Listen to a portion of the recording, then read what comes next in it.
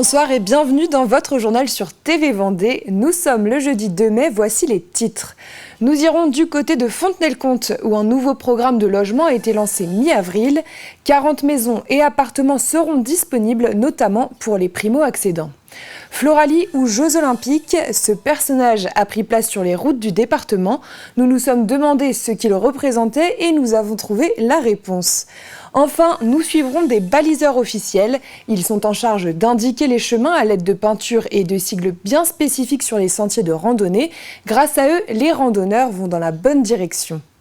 Mais avant toute chose, en décembre 2023, la municipalité de Fontenay-le-Comte entamait la démolition de 3 tours dans le quartier des Moulins-Liots pour laisser place à un nouveau projet immobilier.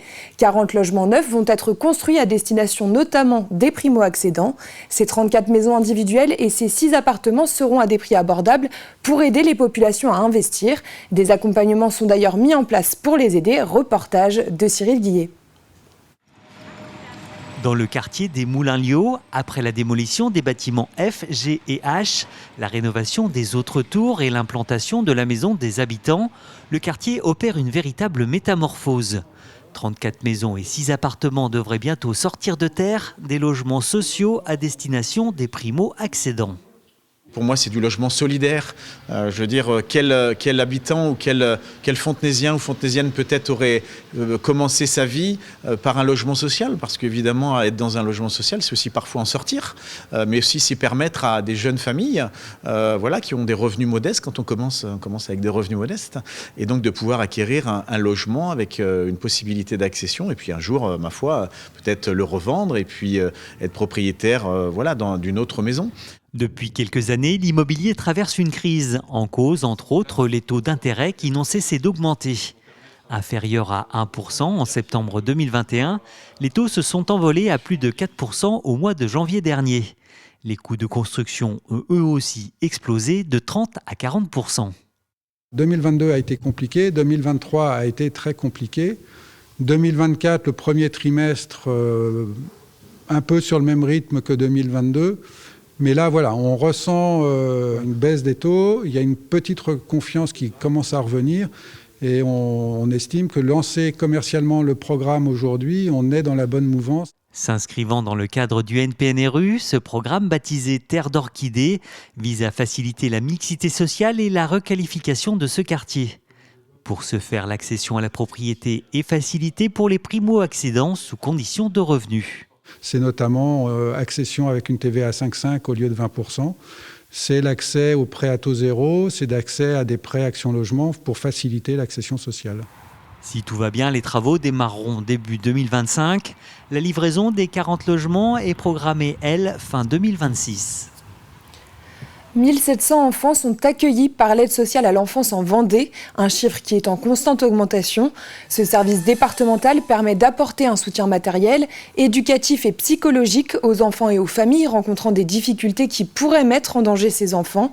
Âgés de 0 à 21 ans, ces derniers sont placés dans des familles d'accueil ou encore dans des foyers. Il y a 762 places dans les différents hébergements collectifs du département et à Challans, le site a déménagé récemment. La capacité reste la même, 6 enfants, mais dans des locaux plus spacieux et plus accueillants. Pour pouvoir faciliter la réintégration et puis accompagner la construction de ces ados, de ces enfants, je pense que le confort est quelque chose d'important. Donc c'est la première déjà condition matérielle. Puis la deuxième, c'est une condition humaine. Pour accompagner ces enfants, il ne faut pas oublier qu'il nous faut quelqu'un 24 heures sur 24, 365 jours sur 365. Je suis plutôt optimiste en disant que le travail qui est fait est un travail remarquable. Maintenant, on ne va pas se cacher, c'est un travail où on a besoin de bras. On a toujours des problèmes de personnel. On est toujours à la recherche de salariés pour venir travailler dans ces structures. Vous l'avez peut-être remarqué, depuis quelques semaines, les routes vendéennes sont décorées de ce petit personnage coloré. Sur le bas-côté ou au milieu des ronds-points, vous pouvez voir cette silhouette qui semble courir. Alors est-ce une simple décoration ou alors pour annoncer les Jeux Olympiques ou bien les Floralie? Notre journaliste Mathis Pires a mené son enquête et il a obtenu sa réponse. Vous l'avez sûrement croisé ces derniers jours sur la route, ce panneau juste derrière moi. Il y en a à peu près partout en Vendée, mais au début, aucune communication n'avait été faite autour de la silhouette qui court ornée d'une couronne de fleurs. Alors que représente ce panneau? Est-ce pour les JO, pour les Floralies ou toute autre chose?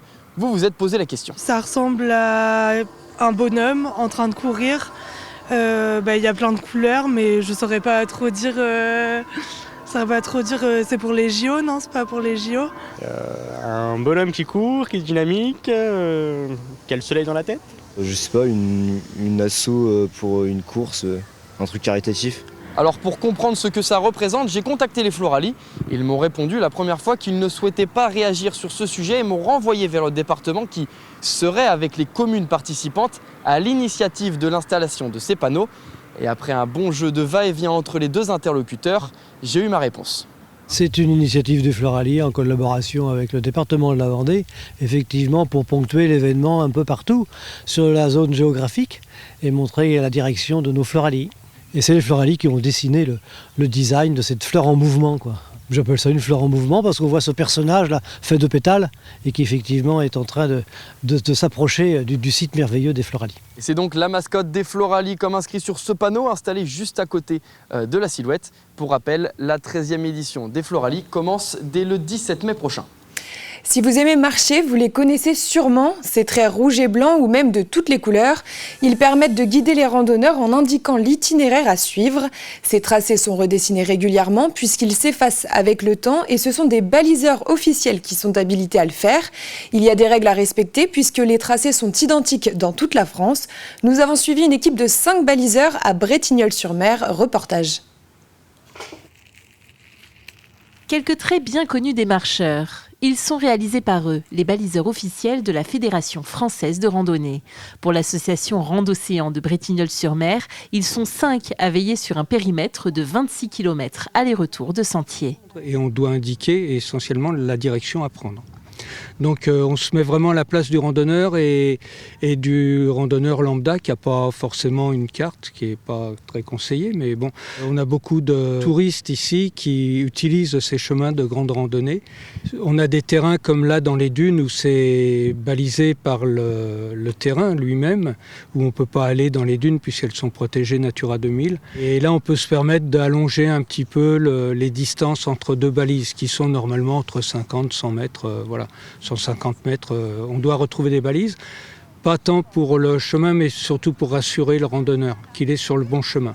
Une formation est nécessaire pour recevoir la carte de baliseur officiel ainsi qu'un ordre de mission avec le périmètre défini. 1 à 2 fois par an, il est nécessaire d'entretenir les sentiers. Un travail de fourmi, nos baliseurs progressent en moyenne à 1,5 km de l'heure. Avec l'érosion du temps, la peinture s'effrite et du coup on est obligé de le refaire parce que dans quelques temps il n'y aura plus du tout de peinture. Donc pour ça on a débalisé, donc on a gratté la peinture existante et puis on refait le balisage complet. Il y a une charte bien précise avec des gabarits bien précis et qu'on est tenu de respecter pour effectivement avoir toujours le même balisage cohérent mais c'est national, c'est sur toute la France. Mauvaise surprise ici, la terrasse s'est installée pile sur le tracé. De temps en temps ça arrive, c'est pour ça qu'on est obligé de passer plusieurs fois dans l'année pour justement repérer ce type de soucis où après on est obligé de repositionner les différents balisages. Mobilier détérioré, obstacles, dégradation du sentier. Une application baptisée Suricat et reliée à la Fédération française de randonnée vous permet de signaler tout problème aux bénévoles et devenir un peu, vous aussi, les anges gardiens des randonneurs. On prend la direction de Saint-Jean-de-Mont à présent. Le Festivag revient les 25 et 26 mai prochains pour sa 2e édition. Organisé par la commune et la base nautique, l'objectif est de faire connaître les activités proposées tout au long de l'année dans ce lieu privilégié mais excentré. Alors comme l'année dernière, l'événement se veut solidaire. Un concours de château de sable permettra d'ailleurs de reverser les profits à l'association La Leucémie Espoir Atlantique Famille. C'est important pour nous parce que c'est vraiment l'insertion en fait, travailler avec l'insertion, que ce soit avec le handicap ou avec la maladie. Leucémie Espoir, c'est une association qui s'occupe des enfants ou des adultes qui subissent cette leucémie, qui sont hospitalisés pendant des mois, souvent dans des chambres isolées ou dans lesquelles ils ne peuvent pas sortir. Et cette association leur apporte du matériel, des DVD, des jeux, des livres, et ça leur permet de mieux vivre cette hospitalisation. Le skipper Lilian Mercier, qui fait partie de l'association et avait lui-même été touché par cette maladie, sera présent pour présenter son film et échanger avec les spectateurs. Cette deuxième édition se veut également plus accessible. Parmi les initiations proposées, 3 des 4 activités seront adaptées aux personnes en situation de handicap. De nouveaux équipements dont s'est dotée la base nautique et qui permettront d'accueillir ce public pour des cours à l'année dès le mois de septembre. On a décidé de vraiment rendre nos activités le plus accessibles et à tout le monde. Donc on aura la voile, le surf et le char à voile qui seront accessibles aux personnes en situation de handicap.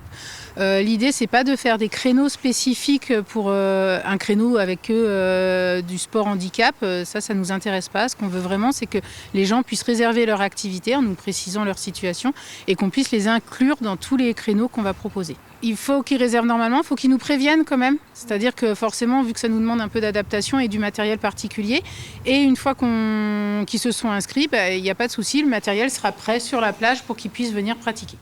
Nous en parlions mardi, la 21e édition de la Solomètre Coq a débuté avec 34 figaristes sur la ligne de départ. Il n'y a eu qu'une manche côtière puisque celle d'hier a été annulée faute de vent. Et ce matin, c'était donc le départ de la grande course. Jusqu'à samedi, les skippers vont parcourir 391 000 marins. On se quitte avec des images de cette course qui va les emmener jusque dans le golfe de Gascogne et on se retrouve demain à 12h30. Très bonne soirée.